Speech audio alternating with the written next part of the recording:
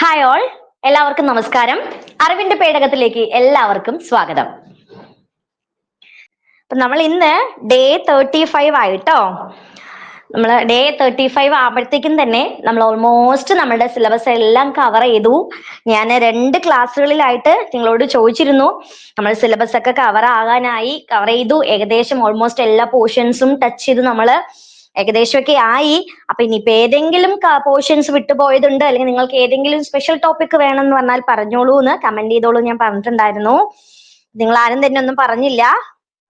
നന്നായി പഠിക്കുക. നന്നായി പഠിച്ചാൽ മാത്രമാണ് നിങ്ങൾക്ക് നല്ലൊരു റിസൾട്ട് ഉണ്ടാകാനായിട്ട് സാധിക്കുന്നത്. അപ്പൊ ഇത്രയും നാളത്തെ നമ്മുടെ ഈ ഡേ 35 വരെ കൃത്യമായിട്ട് നമ്മളുടെ ഒപ്പം സിലബസ് ഫോളോ ചെയ്ത് വന്ന ഒരാളാണെന്നുണ്ടെങ്കിൽ നിങ്ങൾക്ക് ഓൾമോസ്റ്റ് പോർഷൻസ് എല്ലാം കവറാക്കാൻ പറ്റിയിട്ടുണ്ടാകും അല്ലെ, ഒരു വിധമൊക്കെ എത്തിയിട്ടുണ്ടാവും.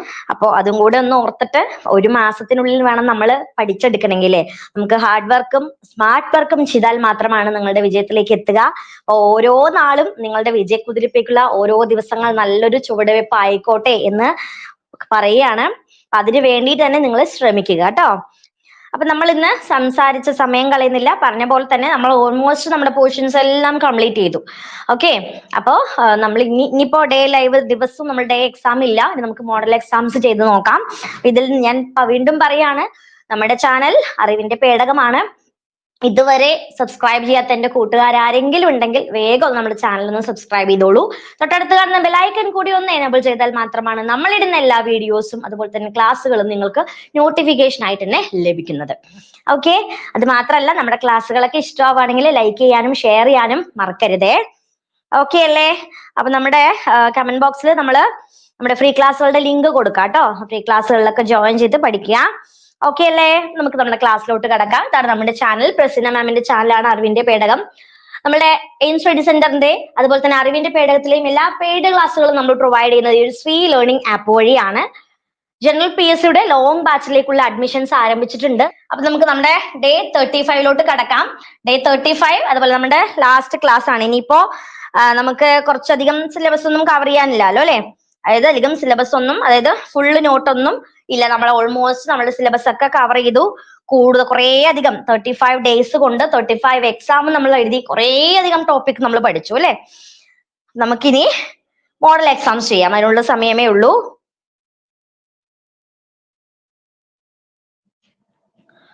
ഓക്കെ, ആദ്യത്തെ ചോദ്യം, ചുവടെ കൊടുത്തിരിക്കുന്നവയിൽ ഉത്തര പർവ്വത മേഖലയുടെ പ്രത്യേകതകൾ തിരിച്ചറിയുക. ചുവടെ കൊടുത്തിരിക്കുന്നവയിൽ ഉത്തര പർവ്വത മേഖലയുടെ പ്രത്യേകതകൾ. നോക്കൂ, ഉത്തര പർവ്വത മേഖലയുമായി ബന്ധപ്പെട്ട കുറച്ച് പ്രസ്താവനകൾ കൊടുത്തിട്ടുണ്ട്. അതിലേതാണ് ശരി, അല്ലെങ്കിൽ അതിന്റെ പ്രത്യേകത ഏതെല്ലാമാണെന്ന് നമ്മൾ കണ്ടുപിടിക്കണം. താരതമ്യേന പ്രായം കുറഞ്ഞതും ഉയരമേറിയതുമാണ് ഈ ഒരു ഉത്തര പർവ്വത മേഖല അല്ലെ. ശരിയാണോ? ശരിയായ പ്രസ്താവനയാണ്. അടുത്തത്, ശിലാപാളികൾക്ക് വലനം സംഭവിച്ച് രൂപപ്പെട്ട മടക്കു പർവ്വതങ്ങളാണ് ഇവ. ശരിയല്ലേ? ഇതും ശരിയാണ്. ഇന്ത്യയുടെ വടക്ക് പടിഞ്ഞാറ് ഭാഗത്തു നിന്നും തെക്കു കിഴക്ക് ദിശയിലേക്കാണ് ഇതിന്റെ ക്രമീകരണം. ശരിയാണോ? അതും ശരിയാണ്. പടിഞ്ഞാറൻ മേഖലയേക്കാൾ കിഴക്കൻ മേഖലയിലാണ് ഉയര വ്യത്യാസം കൂടുതലായിട്ട് അനുഭവപ്പെടുന്നത്. ശരിയാണോ? അതായത് പടിഞ്ഞാറൻ മേഖലയെക്കാളും കിഴക്കൻ മേഖലയിലാണ് ഈ ഒരു ഉയര വ്യത്യാസം അല്ലെ, ഹൈറ്റ് ഡിഫറൻസ് കൂടുതലായിട്ട് അനുഭവപ്പെടാറുള്ളത്. അപ്പോൾ നമ്മുടെ ഉത്തരം ഏതാണ്? ഉത്തര പർവ്വത മേഖലയെ സംബന്ധിച്ച് ഇതിലെ എല്ലാ പ്രസ്താവനകളും എന്താണ്? ശരിയാണ് അല്ലെ. ഓപ്ഷൻ ഡി ആണ് ശരി ഉത്തരം. എല്ലാ പ്രസ്താവനകളും ശരിയാണ്. ഉത്തര പർവ്വത മേഖലയുടെ ഏകദേശം നീളം എന്ന് പറഞ്ഞാൽ 2400 കിലോമീറ്റർ ആണ് അല്ലെ. നമ്മുടെ ജോഗ്രഫിയിൽ നമുക്ക് പഠിക്കാനുള്ള വളരെ പ്രധാനപ്പെട്ട ഒരു ടോപ്പിക് ആണ് ഈ ഒരു ഉത്തര പർവ്വത മേഖല. 2400 കിലോമീറ്റർ ആണ് ഇതിന്റെ ദൂരം എന്ന് പറയുന്നത്, ഏകദേശം നീളം എന്ന് പറയുന്നത് അല്ലെ. കാശ്മീരിന് വടക്കു പടിഞ്ഞാറ് മുതൽ ഇന്ത്യയുടെ കിഴക്കൻ അതിർത്തി വരെ ഒരു വൻമതിൽ പോലെ വ്യാപിച്ചു കിടക്കുന്ന ഒരു ഭാഗമാണ് ഇത് അല്ലെ. അത് മാത്രല്ല, സ്ഥിരം ചോദ്യങ്ങൾ ചോദിക്കുന്ന ഒരു ഭാഗമാണ് ട്രാൻസ് ഹിമാലയം, കിഴക്കൻ ഹിമാലയം, ഹിമാലയം എന്നൊക്കെ. ഉത്തര പർവ്വത മേഖലയുടെ പ്രധാനപ്പെട്ട ക്ലാസിഫിക്കേഷൻസ് ആണ് ഈ പറഞ്ഞവ എല്ലാം. ഓക്കെ അല്ലേ? അടുത്ത ചോദ്യം, താഴെ തന്നിരിക്കുന്ന കൊടുത്തിരിക്കുന്നവയിൽ ലഡാക്കിന്റെ സവിശേഷതകൾ എന്തെല്ലാമാണെന്ന് കണ്ടെത്തുക. താഴെ തന്നിരിക്കുന്നവയിൽ അല്ലെ, താഴെ കൊടുത്തിരിക്കുന്നവയുടെ അടിസ്ഥാനത്തിൽ ലഡാക്കുമായി ബന്ധപ്പെട്ട അതിന്റെ സവിശേഷതകൾ എന്തെല്ലാമാണ് എന്ന് കണ്ടെത്തുക. എങ്ങനെയാ നമ്മൾ ഇത് കണ്ടെത്തുക? നോക്കൂ, എന്തൊക്കെ പ്രസ്താവനകളാ കൊടുത്തിരിക്കുന്നത്? മഞ്ഞുഭൂമി എന്നും അറിയപ്പെടുന്നു. ലഡാക്ക് എന്ത് പേരിൽ അറിയപ്പെടുന്നുണ്ട്? മഞ്ഞുഭൂമി എന്ന് അറിയപ്പെടുന്നു. ശരിയാണോ? മഞ്ഞുഭൂമി എന്നറിയപ്പെടുന്ന പ്രദേശമാണ് ലഡാക്ക്. ട്രാൻസ് ഹിമാലയത്തിന്റെ ഭാഗമാണ് ഇത്. ശരിയല്ലേ? ട്രാൻസ് ഹിമാലയത്തിന്റെ ഭാഗമാണ്. ലഡാക്കിലൂടെ ഒഴുകുന്ന നദിയാണ് ഗംഗ. ശരിയാണോ? തെറ്റാണ്. ലഡാക്കിലൂടെ ഒഴുകുന്ന നദിയാണ് ഏത്? സിന്ധു നദി അല്ലെ? ഗംഗയല്ല, സിന്ധു നദിയാണ് ലഡാക്കിലൂടെ ഒഴുകുന്ന നദി അല്ലെ? ലഡാക്കിൽ കാണപ്പെടുന്ന ഹിമാനിയാണ് ഗാഗ്രി. ശരിയല്ലേ? ലഡാക്കിൽ കാണുന്ന ഹിമാനി ഗാഗ്രി എന്ന പേരിലാണ് അറിയപ്പെടുന്നത്. ഏതാണ് നമ്മുടെ ശരി ഉത്തരം? ഓപ്ഷൻ സി ആണ്. 1, 2, 4 പ്രസ്താവനകളാണ് ശരി അല്ലെ? അപ്പൊ ലഡാക്കുമായി ബന്ധപ്പെട്ട ലഡാക്കിന്റെ സവിശേഷതകൾ മഞ്ഞുഭൂമിയാണ്, ട്രാൻസ് ഹിമാലയത്തിന്റെ ഭാഗമാണ്, അതുപോലെ സിന്ധു നദി ഇതിൽ കൂടെയാണ് ഒഴുകുന്നത്.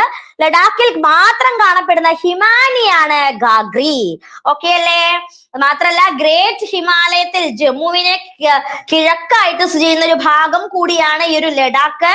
വടക്ക് കാരക്കോറം നിരകളും തെക്ക് സസ്കർ പർവ്വത നിരകളുമാണ് ഇതിനെ വലയം ചെയ്തിരിക്കുന്നത്. ഓക്കെ അല്ലേ?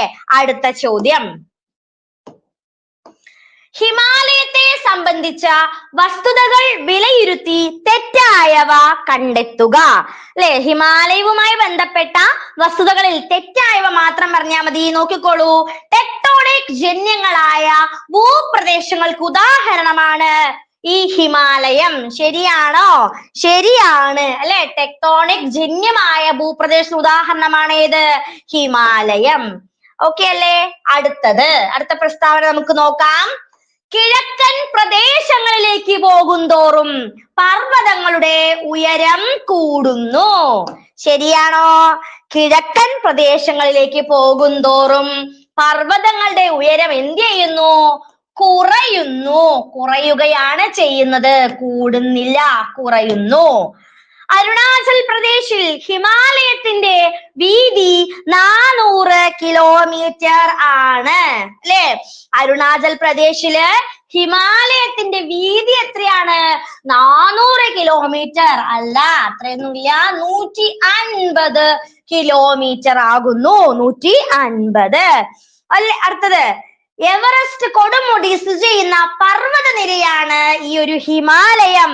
ശരിയല്ലേ? ശരിയാണ്. എവറസ്റ്റ് സ്ഥിതി ചെയ്യുന്നത് ഹിമാലയത്തിലാണ്. ഏതാണ് ഇതിൽ തെറ്റായ പ്രസ്താവന? ഓപ്ഷൻ ബി ആണ്. 2, 3 ആണ് ഇതിൽ തെറ്റായ പ്രസ്താവന. നമ്മുടെ ഉത്തരം ഓപ്ഷൻ ബി ആണ് അല്ലെ? ട്രാൻസ് ഹിമാലയത്തിനും കിഴക്കൻ മലനിരകൾക്കും ഇടയിൽ സ്ഥിതി ചെയ്യുന്ന പർവ്വത നിരയാണ് ഹിമാലയം അല്ലെ? നമുക്കറിയാം. അപ്പൊ ഹിമാലയത്തിന്റെ പ്രത്യേകത എവറസ്റ്റ് കൊടുമുടി സ്ഥിതി ചെയ്യുന്നു. അതുപോലെ തന്നെ കിഴക്കൻ പ്രദേശങ്ങളിലേക്ക് പോകുന്തോറും എന്ത് ചെയ്യുന്നു? അതിന്റെ ഉയരം കുറഞ്ഞു വരുന്നു അല്ലെ? അരുണാചൽ പ്രദേശില് ഇതിന്റെ വീതി 150 കിലോമീറ്റർ ആണ്. ഹിമാലയത്തിന്റെ ഏകദേശം നീളം എത്രയാണ്? 2400 കിലോമീറ്റർ ആണ്. ഓക്കെയാണ്. ഹിമാലയത്തിലെ പ്രധാനപ്പെട്ട പർവ്വതനിരകൾ PS-ന്റെ സ്ഥിരം ചോദ്യഭാഗങ്ങളാണ് അല്ലെ? ഹിമാദ്രി, ഹിമാചൽ, സിവാലിക്. ഓക്കെ അല്ലേ? അടുത്ത ചോദ്യം, താഴെ നൽകിയിരിക്കുന്ന പ്രസ്താവനകൾ പരിശോധിച്ച് ശരിയായത് കണ്ടെത്തുക. നോക്കൂ, ഗ്രേറ്റർ ഹിമാലയം എന്നറിയപ്പെടുന്നത് ഹിമാദ്രി ആണ്. ഗ്രേറ്റർ ഹിമാലയം എന്നറിയപ്പെടുന്നത് ഏത് ഭാഗമാണ്? ഹിമാദ്രി ആണ്. ശരിയാണോ? ശരിയാണ്. ശരിയായ പ്രസ്താവനയാണ്. അടുത്തത്, ഹിമാചലിലെ ഏറ്റവും നീളമേറിയ മലനിരയാണ് പീർ പഞ്ചൽ. ശരിയാണോ? ശരിയാണ്. ഹിൽ സ്റ്റേഷനുകൾക്ക് പ്രസിദ്ധമായ പ്രദേശമാണ് സിവാലിക്. ഹിൽ സ്റ്റേഷനുകൾക്ക് പ്രസിദ്ധമായ സ്ഥലം ഏതാണ്? സിവാലിക് ആണോ? സിവാലിക് അല്ല. ഏതാണ്? ഹിമാചൽ ആണ്. ഹിൽ സ്റ്റേഷൻസ്, അതായത് ഉയരം കൂടിയ പ്രദേശങ്ങൾക്ക് പേര് കേട്ടത് ഏതാണ്? അത് ഹിമാചൽ ആണ്. ഹിമാലയത്തിന്റെ ഏറ്റവും പുറത്തെ മലനിരയാണ്. ശരിയാണോ? ശരിയാണ് അല്ലെ? ശരിയായ പ്രസ്താവന. ഏതാണ് ശരി ഉത്തരം ഇതില്? 1 ശരിയാണ്, 3, 1, 2, 4 ശരിയാണ് അല്ലെ? 1, 2, 4. ഓപ്ഷൻ സി ആണ് നമ്മുടെ ശരിയായ ഉത്തരം. ഓപ്ഷൻ സി ആണ്. ഹിമാലയത്തിലെ ഏറ്റവും ഉയരം കൂടിയതും തുടർച്ചയായതുമായിട്ടുള്ളതാണ് ഹിമാദ്രി എന്ന് മനസ്സിലാക്കുക. അത് മാത്രല്ല, ഇന്നർ ഹിമാലയം എന്നറിയപ്പെടുന്നത് ഏതാണ്? ഇതാണ് ഇന്നർ ഹിമാലയം എന്നറിയപ്പെടുന്നത് ഹിമാദ്രി ആണ്. ഇന്നർ ഹിമാലയം എന്നറിയപ്പെടുന്നു ഹിമാദ്രി. പഠിച്ചു വെക്കണേ. ലോകത്തിലെ ഉയരമേറിയ മിക്ക കൊടുമുടികളും സ്ഥിതി ചെയ്യുന്നത് എവിടെയാണ്? ഹിമാദ്രിയിലാണ്. ഉയരം കൂടിയ കൊടുമുടികളെല്ലാം സ്ഥിതി ചെയ്യുന്നത് എവിടെയാണ്? ഹിമാദ്രിയില് ആണ്. ഓക്കെ അല്ലേ? അടുത്ത ചോദ്യം. ചുവടെ തന്നിരിക്കുന്നവയിൽ ശരിയായ വസ്തുതകൾ തിരഞ്ഞെടുക്കുക. പൂർവാചൽ എന്നറിയപ്പെടുന്നത് കിഴക്കൻ മലനിരയാണ്. പൂർവാചൽ എന്നറിയപ്പെടുന്നു കിഴക്കൻ മലനിര. ശരിയാണ്. കരേവ മണ്ണത്തിന് പ്രസിദ്ധമായ പ്രദേശമാണ് കാശ്മീർ ഹിമാലയം. കരേവ എന്ന മണ്ണിനം ഏറ്റവും കൂടുതലായി കാണപ്പെടുന്നത് എവിടെയാണ്? കാശ്മീർ ഹിമാലയത്തിലാണ്. കാശ്മീർ ഹിമാലയത്തിലെ പർവ്വത ചെരുവുകളിൽ വേനൽക്കാലങ്ങളിൽ രൂപപ്പെടുന്ന പുൽമേടുകളാണ് മകുകൾ. ശരിയാണോ? അതും ശരിയാണ്. ലെസർ ഹിമാലയം ഉത്തരാഖണ്ഡിൽ ധൗളാധർ എന്നും അറിയപ്പെടുന്നു. ആണോ? അത് ഥാക്തിബ എന്നാണ്. ധൗളാധർ അല്ല, ഥാക്തിബ എന്നാണ് അറിയപ്പെടുന്നത്.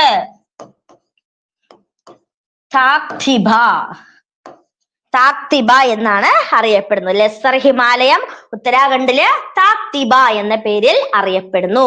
ഏതാണ് ഇതുമായി ബന്ധപ്പെട്ട ശരിയായ പ്രസ്താവന? 1, 2, 3 ശരിയാണ്. നമ്മുടെ ഉത്തരം ഓപ്ഷൻ സി ആണ്. ഓപ്ഷൻ സി ആണ് നമ്മുടെ ശരിയായ ഉത്തരം. അടുത്തത്, ഇന്ത്യയിലെ ചുരങ്ങളും അവ ബന്ധിപ്പിക്കുന്ന സ്ഥലങ്ങളുമാണ് ചുവടെ കൊടുത്തിരിക്കുന്നത്. അവയിൽ നിന്നും ശരിയായ ജോഡി കണ്ടെത്തുക. അല്ലെ? ഈ ഭാഗം പറയണ്ട, എല്ലാ പരീക്ഷകളിലും, ഈ കഴിഞ്ഞ എല്ലാ പരീക്ഷകളിലും ഈ പറയുന്ന ചുരങ്ങളുമായിട്ട് ഒരു ചോദ്യം, ബന്ധിപ്പിക്കുന്ന ഒരു ചോദ്യം തീർച്ചയായിട്ടും ഉണ്ടാവും.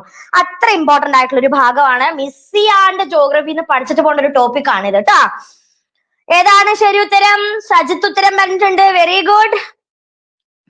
സജിത്ത് പറഞ്ഞു, ഏഞ്ചൽ പറഞ്ഞു, അജിന, ശ്രീജ. പോരട്ടെ, നമ്മുടെ ശരി ഉത്തരമൊക്കെ അങ്ങ് പോരട്ടെ. ഓക്കെ, ഏതാണ് ശരി ഉത്തരം? ഓപ്ഷൻ ഡി ആണ് നമ്മുടെ ശരിയുത്തരം അല്ലെ? എല്ലാം ശരിയാണ്. ലിപ് ലേക്ക് ഉത്തരാഖണ്ഡിനെയും ടിബറ്റിനെയും തമ്മിൽ ബന്ധിപ്പിക്കുന്നു. ഷിപ്കില ഹിമാചൽ പ്രദേശിനെയും ടിബറ്റിനെയും ബന്ധിപ്പിക്കുന്നു. സോച്ല ശ്രീനഗറിനെയും കാർഗിലിനെയും ബന്ധിപ്പിക്കുന്നു. നാഥുല ചുരം സിക്കിമിനെയും ടിബറ്റിനെയും ബന്ധിപ്പിക്കുന്നു. ശരിയല്ലേ? ശരിയാണ്. എല്ലാവരും പറഞ്ഞ ഉത്തരം ശരിയാണ്. Well done. നന്നായി പഠിക്കണേ. ഒരു ഭാഗം പോലും മിസ് ചെയ്യാണ്ട് നന്നായി പഠിച്ചു പോവുക. ഈ ഭാഗത്ത് നിന്ന് എന്തായാലും ഒരു ചോദ്യം ഇതുപോലെ മാച്ച് ദ ഫോളോയിങ് ചോദിക്കാം, അല്ലെങ്കിൽ എന്താണ് അറിയാ, ശരിയായ ജോഡി ഏതാന്ന് ചോദിക്കാം, എങ്ങനെയാണെങ്കിലും ചോദിക്കാം, പ്രസ്താവന ടൈപ്പ് ചോദിക്കാം. എങ്ങനെ ചോദിച്ചാലും നമുക്ക് ഉത്തരം എഴുതാൻ പറ്റണം. അടുത്ത ചോദ്യത്തിലോട്ട് കിടക്കാം കേട്ടോ. അടുത്ത ക്വസ്റ്റ്യൻ. തന്നിരിക്കുന്നവയിൽ ഉത്തര മഹാസമതലം കടന്നു പോകുന്ന സംസ്ഥാനങ്ങൾ ഏതെല്ലാമാണ്? രാജസ്ഥാൻ, പഞ്ചാബ്, ഹരിയാന, ബീഹാർ. ഉത്തര മഹാസമതലം കടന്നു പോകുന്ന സംസ്ഥാനങ്ങൾ, ഇന്ത്യൻ സംസ്ഥാനങ്ങൾ ഏതെല്ലാമാണ്? സജിത്ത് ശരി ഉത്തരം പറഞ്ഞിട്ടുണ്ട്. പിന്നെ ആരാ ശരി ഉത്തരം പറഞ്ഞത്? ശ്യാമിലി പറഞ്ഞിട്ടുണ്ട്. അജിന. ഇവയെല്ലാമാണ് അല്ലെ ശരി ഉത്തരം. രാജസ്ഥാൻ, പഞ്ചാബ്, ഹരിയാന, ബീഹാർ തുടങ്ങിയ ഈ എല്ലാ സംസ്ഥാനങ്ങളും കടന്നു പോകുന്നത് ഏതിൽ കൂടിയാണ്? ഉത്തര മഹാസമതലം അല്ലെ? ഉത്തര മഹാസമതലം ഈ എല്ലാ സംസ്ഥാനങ്ങളെയും തിണ്ടി കടന്നു പോകുന്നവയാണ് അല്ലെ? ഇന്ത്യയിൽ ഏറ്റവും വളരെയധികം ജനസംഖ്യയുള്ള പ്രദേശമാണിത്. ഇന്ത്യൻ കാർഷിക സമ്പദ് വ്യവസ്ഥയുടെ നട്ടെല്ല്, ഇന്ത്യയുടെ ധാന്യപുര എന്നെല്ലാം അറിയപ്പെടുന്ന ഭാഗമാണ് ഉത്തര മഹാസമതലം. നമുക്കറിയാം അല്ലെ? അടുത്തത്, തന്നിരിക്കുന്ന വസ്തുതകൾ നിരീക്ഷിച്ച് തെറ്റായവ തിരഞ്ഞെടുക്കുക. നോക്കൂ, സമതലങ്ങളിൽ പുതുതായി നിക്ഷേപിക്കപ്പെടുന്ന എക്കൽ മണ്ണാണ് ഭംഗർ. ശരിയാണോ? തെറ്റാണ്. ഏതാണ്? സമതലങ്ങളിൽ പുതിയതായി നിക്ഷേപിക്കപ്പെടുന്ന എക്കൽ മണ്ണ് ഖാദർ എന്ന പേരിൽ അറിയപ്പെടുന്നു. ഭംഗറല്ല, ഖാദറാണ്. കാൽഷ്യം നിക്ഷേപങ്ങളാൽ സമൃദ്ധമായ ബംഗർ മണ്ണ് ഖാങ്കർ എന്നും അറിയപ്പെടുന്നു. ശരിയാണ്. കാൽഷ്യം ഏറ്റവും കൂടിയ മണ്ണാണ്. ലോകത്തിലെ ഏറ്റവും വലിയ നദീജന്യ ദ്വീപാണ് മജുലി ദ്വീപ്. ശരിയായ പ്രസ്താവനയാണ് മജുലി ദ്വീപ്.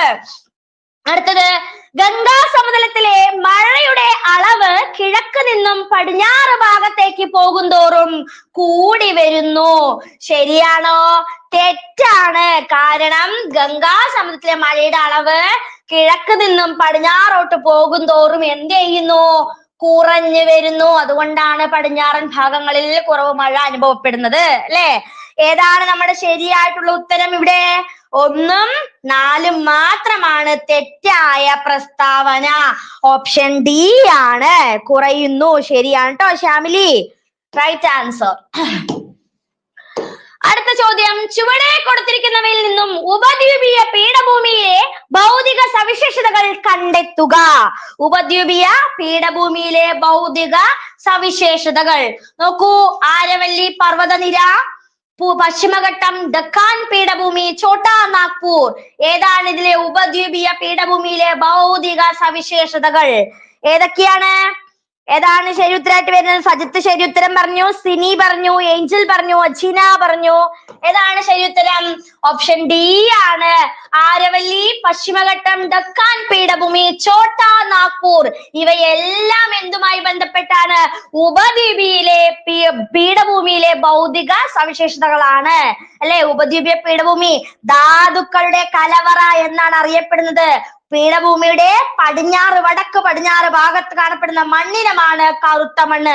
അറിയാലോ, കൃഷിക്ക് ഏറ്റവും കൂടുതൽ അനുയോജ്യമായതാണ്, അല്ലെ? ഈ ഭൂപ്രകൃതിയുടെ വൈവിധ്യങ്ങളെ അടിസ്ഥാനമാക്കി ഈ മേഖലയെ പ്രധാനമായിട്ടും ഡക്കാൻ പീഠഭൂമി, മധ്യ ഉന്നത തടം, വടക്ക് കിഴക്കൻ പീഠഭൂമി എന്നിങ്ങനെ തരംതിരിക്കാം. അടുത്ത ചോദ്യം, താഴെ കൊടുത്തിരിക്കുന്നവയിൽ ശരിയായ പ്രസ്താവന കണ്ടെത്തുക. ത്രികോണ ആകൃതിയിൽ കാണപ്പെടുന്ന പീഠഭൂമി ഏതാണ്? ഡക്കാൻ പീഠഭൂമി. ശരിയാണ്. പശ്ചിമഘട്ടത്തിലെ പ്രധാന ചുരമാണ് ബോർഗഡ്, താൽഗഡ് എന്നിവ. ശരിയായ പ്രസ്താവന. അവശിഷ്ട പർവ്വതങ്ങൾക്ക് ഉദാഹരണമാണ് ആരവല്ലി. ഏറ്റവും പഴക്കം ചെന്നതും ഏത് തന്നെയാണ്? ആരവല്ലി. അടുത്തത്, ഉപദ്വീപീയ പീഠഭൂമിയിലെ ഇന്ത്യയിലെ ഏറ്റവും ഉയരമുള്ള കൊടുമുടിയാണ് ദോഡ ബെട്ട. ശരിയാണോ? ഉപദ്വീപീയ ഇന്ത്യയിലെ ഏറ്റവും ഉയരമുള്ള കൊടുമുടി ഏതാണ്? അത് ആനമുടിയാണ്. ഏതാണ്? ആനമുടി. ഏതാണ് നമ്മുടെ ശരി ഉത്തരം? 1ഉം 2ഉം 3ഉം മാത്രമാണ് ശരി. ഓപ്ഷൻ എ ആണ് നമ്മുടെ ശരിയായ ഉത്തരം. ഓക്കെ ആണോ? അടുത്ത ചോദ്യം, അടുത്ത ചോദ്യം കടക്കുന്നതിന് മുൻപായിട്ട് നമ്മുടെ എയിം സ്റ്റഡി സെന്ററില് ജനറൽ PSCയുടെ ലോങ് ബാച്ചുകൾ ആരംഭിച്ചിട്ടുണ്ട്. അതും ഏറ്റവും കുറഞ്ഞ ഫീസിനാണ്. ഇപ്പോൾ തന്നെ ജോയിൻ ചെയ്യാനായിട്ട് നമ്മളുടെ നമ്പറിലോട്ട് ഒന്ന് കോണ്ടാക്ട് ചെയ്യുക കേട്ടോ. അടുത്തത്, ക്യാബിനറ്റിന്റെ കൂട്ടുത്തരവാദിത്തം നിലനിൽക്കുന്ന പാർലമെന്ററി വ്യവസ്ഥ നിലനിൽക്കുന്ന രാജ്യങ്ങളിൽ ഉൾപ്പെടുന്നവ ഇതിൽ ഏതെല്ലാമാണ്? നമ്മൾ നമ്മുടെ അടുത്ത ടോപ്പിക്കിലോട്ട് കടന്നു. ഗവൺമെന്റിന്റെ ഘടകങ്ങൾ നോക്കൂ. ഏതൊക്കെയാണ്? ഇന്ത്യ, ഇറ്റലി, പോർച്ചുഗൽ, ജപ്പാൻ, അല്ലെ? അതായത് ക്യാബിനറ്റിന്റെ കൂട്ടുത്തരവാദിത്തം നിലനിൽക്കുന്ന, അല്ലെ, ഈ പറയുന്ന പാർലമെന്ററി വ്യവസ്ഥ ഉള്ളത് ഈ പറഞ്ഞ ഏതെല്ലാം രാജ്യങ്ങളിലാണ്? ഏതാണ് ശരി ഉത്തരം? ഓപ്ഷൻ എ ആണോ, ബി ആണോ, സി ആണോ, ഡി ആണോ? ഏതാണ് ശരി ഉത്തരമായിട്ട് വരുന്നത്? ഓപ്ഷൻ സി ആണ് നമ്മുടെ ശരിയായ ഉത്തരം. ഈ എല്ലാ രാജ്യങ്ങളിലും ഇന്ത്യ, ഇറ്റലി, പോർച്ചുഗൽ, ജപ്പാൻ തുടങ്ങിയവയൊക്കെ എന്താണ്? പാർലമെന്ററി ജനാധിപത്യം, കൂട്ടുത്തരവാദിത്തം നിൽക്കുന്ന പാർലമെന്ററി വ്യവസ്ഥയാണ്. അല്ലെ വിവിധതരം എക്സിക്യൂട്ടീവുകൾ ഉൾപ്പെടുന്ന ഒരു വ്യവസ്ഥ കൂടിയാണ് എന്ത് പാർലമെന്ററി വ്യവസ്ഥ. അടുത്തത് രാജ്യങ്ങളും അവ പിന്തുടരുന്ന സമ്പ്രദായങ്ങളുമാണ് ചുവടെ കൊടുത്തിരിക്കുന്നത്. അവയെ ശരിയായി ജോഡി ചേർക്കുക. America, Canada, Russia, Italy. അല്ലെ ഇതെന്താണ്? പ്രസിഡൻഷ്യൽ ആണോ, അർദ്ധ പ്രസിഡൻഷ്യൽ ആണോ, പാർലമെന്ററി ആണോ, രാജവാഴ്ചയാണോ? ഏതാണ് രാജ്യങ്ങൾ? വേഗം കണ്ടുപിടിച്ചോളൂ രാജ്യങ്ങളും അവയുടെ സംവിധാനങ്ങളും. ഏതാണ് ശരി ഉത്തരായിട്ട് വരുന്നത്? ആരും ഒന്നും കമന്റ് ചെയ്യുന്നില്ല. എന്ത് പറ്റി? ആൻസർ കിട്ടിയില്ലേ? ഓപ്ഷൻ എ ആണ് നമ്മുടെ ശരി ഉത്തരം ട്ടാ. അമേരിക്ക പ്രസിഡൻഷ്യൽ സമ്പ്രദായം, കാനഡ ഏതാണ്? രാജവാഴ്ചയുള്ള പാർലമെന്ററി വ്യവസ്ഥയാണ്. റഷ്യ ഏതാണ്? റഷ്യ അർദ്ധ പ്രസിഡൻഷ്യൽ സിസ്റ്റം ആണ് അല്ലെ. ഇറ്റലി ഏതാണ്? പാർലമെന്ററി വ്യവസ്ഥയാണ്. പാർലമെന്ററി ഉള്ള രാജ്യങ്ങൾക്ക് ഉദാഹരണം നമ്മൾ ഇറ്റലിയാണ് പറഞ്ഞത് അല്ലെ. ഓപ്ഷൻ എ ആണ് നമ്മുടെ ശരിയായ ഉത്തരം. അടുത്തത് ഇന്ത്യൻ രാഷ്ട്രപതിയുമായി ബന്ധപ്പെട്ട പ്രസ്താവനകളിൽ നിന്ന് ശരിയായവ തിരഞ്ഞെടുക്കുക. രാഷ്ട്രപതിയുമായിട്ട് ബന്ധപ്പെട്ട നമ്മുടെ ഇന്ത്യയില് നോമിനൽ അധികാരമുള്ള അല്ലെ, യഥാർത്ഥ അധികാരം ആർക്കാണ്? യഥാർത്ഥ അധികാരം നമ്മളെ ക്യാബിനറ്റിന്റെ ആണിക്കല്ല് എന്ന് വിശേഷിപ്പിക്കുന്ന പ്രധാനമന്ത്രി, പക്ഷെ നോമിനൽ അധികാരം ആർക്കാണ്? രാഷ്ട്രപതിക്ക് അല്ലെ. നോക്കൂ, ഇന്ത്യൻ രാഷ്ട്രപതിയുമായി ബന്ധപ്പെട്ട പ്രസ്താവനകൾ. ഇന്ത്യയുടെ ഐക്യത്തിന്റെയും സമഗ്രതയുടെയും ഐക്യദാർഢ്യത്തിന്റെയും പ്രതീകമായി വർത്തിക്കുന്ന പ്രഥമ പൗരനാണ് ആര്? രാഷ്ട്രപതി. ശരിയാണ്. ആർട്ടിക്കിൾ 56 ഇന്ത്യൻ പ്രസിഡന്റിന്റെ കാലാവധിയെ കുറിച്ചാണ് പ്രതിപാദിക്കുന്നത്. ശരിയായ പ്രസ്താവന. ഇന്ത്യൻ രാഷ്ട്രപതിയെ കാലാവധി പൂർത്തിയാക്കുന്നതിന് മുൻപ് പദവിയിൽ നിന്നും നീക്കം ചെയ്യുന്ന നടപടി ഇംപീച്ച്മെന്റ് എന്നറിയപ്പെടുന്നു. വളരെ ശരിയായ പ്രസ്താവന അല്ലെ. പ്രസിഡന്റിനെയോ വൈസ് പ്രസിഡന്റിനെയോ അവരുടെ പദവിയിൽ നിന്ന് നീക്കം ചെയ്യുന്നതാണ് എന്ത്? ഇംപീച്ച്മെന്റ്. അടുത്തത് ഇന്ത്യൻ പ്രസിഡന്റ് രാജിക്കത്ത് സമർപ്പിക്കേണ്ടത് ഉപരാഷ്ട്രപതിക്കാണ്. ശരിയായ പ്രസ്താവന അല്ലെ. ഇന്ത്യൻ പ്രസിഡന്റ് ആർക്കാണ് രാജി സമർപ്പിക്കേണ്ടത്? അത് ഉപരാഷ്ട്രപതിക്കാണ്. ഏതാണ് ശരി ഉത്തരം? ഓപ്ഷൻ ഡി ആണ്. രാഷ്ട്രപതിയുമായി ബന്ധപ്പെട്ട എല്ലാ പ്രസ്താവനകളും ശരിയാണ്. സജിത്ത്, ശ്യാമിലി, അജിന 3 പേരും ശരി ഉത്തരം പറഞ്ഞിട്ടുണ്ട്. Okay, well done. അടുത്തത് ഇന്ത്യയിൽ നിലവിലെ വീറ്റോ അധികാരം ഏതാണ്? ഇന്ത്യയിൽ നിലനിൽക്കുന്ന പ്രധാനപ്പെട്ട, അതായത് ഇന്ത്യയിൽ നിലവിലത്തെ എന്നല്ല, ചോദ്യം ചെറിയൊരു തിരുത്തുണ്ട്. ഇന്ത്യയിൽ നിലവിൽ ഇല്ലാത്ത എന്ന് വേണം ക്വസ്റ്റ്യൻ നമ്മൾ വായിക്കാൻ ട്ടോ. ഇന്ത്യയിൽ നിലവിൽ ഇല്ലാത്ത, ചെറിയൊരു ടൈപ്പിംഗ് മിസ്റ്റേക്ക് ആണ്.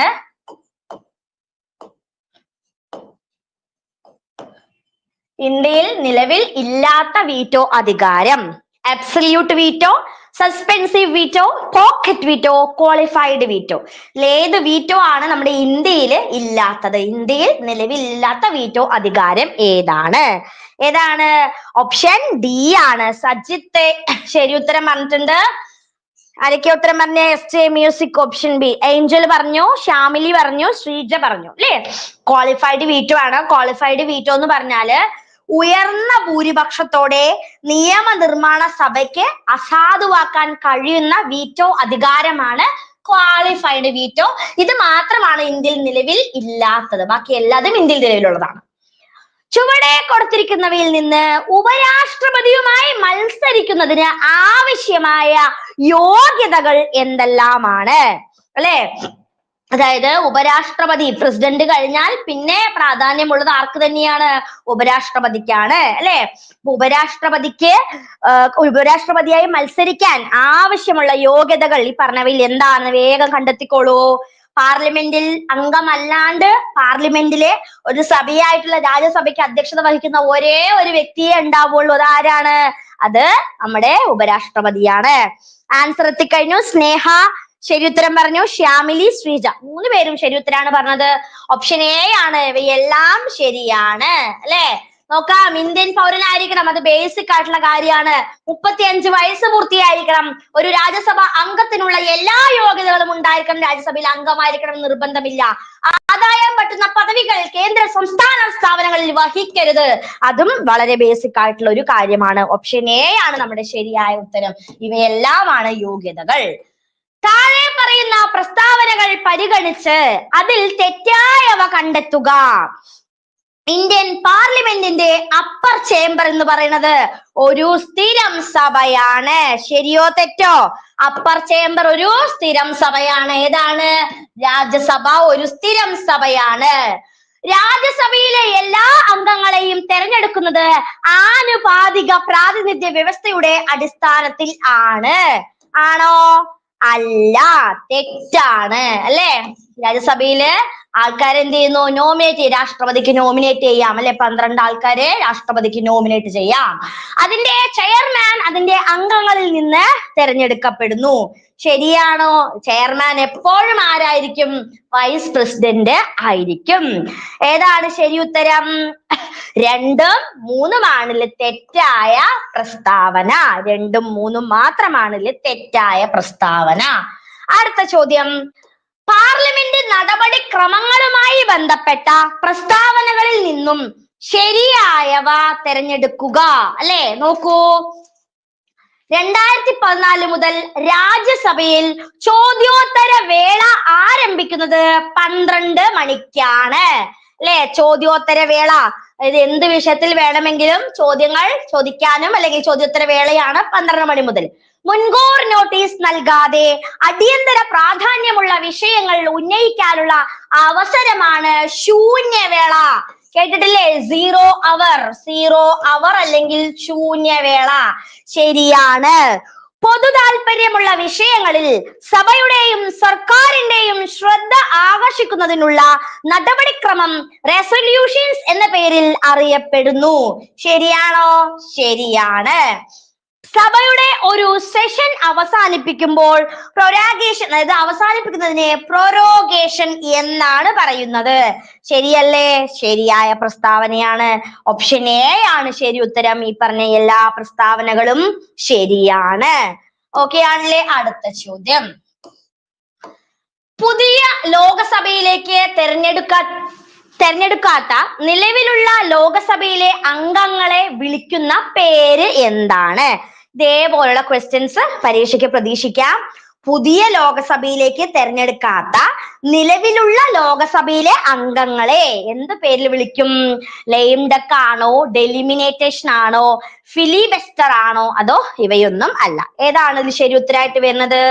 ഓപ്ഷൻ എ ആണ്, ലെയിം ഡക്ക്. അല്ലെ? ഓക്കെ ശ്രീജ, ക്ലാസ് തരാം കേട്ടോ. എക്കണോമിക്സിന്റെ ക്ലാസ് അല്ലേ? സ്നേഹ, എക്കണോമിക്സിന്റെ ക്ലാസ് നമുക്ക് അടുത്ത ക്ലാസ്സിൽ റെഡിയാക്കാം കേട്ടോ.